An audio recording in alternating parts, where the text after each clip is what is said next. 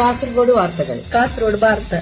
മൊഗ്രാലിലെ മുഹമ്മദിന്റെ വീട്ടിൽ കള്ളം കയറി. മോരാലത്തെ മുഹമ്മദിന്റെ പൊരയില് കള്ളം കയറി. മതിൽ ചാടിയാണ് കള്ളം വീട്ടുവളപ്പിൽ കടന്നത്. ബര തുള്ളിയിട്ടാണ് കള്ളന്റെ പെരന്റെ ബൾപ്പിലേക്ക് കയറിയത്. കള്ളൻ വാതിൽ തുറക്കുന്ന ശബ്ദം കേട്ടുണർന്ന മുഹമ്മദിന്റെ ഭാര്യ ആസിയ ഉറക്കെ നിലവിളിച്ചു. കള്ളം പാല് തുറക്കുന്ന കൂട്ടുകെട്ടിട്ടടിച്ച മുഹമ്മദിന്റെ ഓള് ആസിബി വെച്ചും കൂക്കി.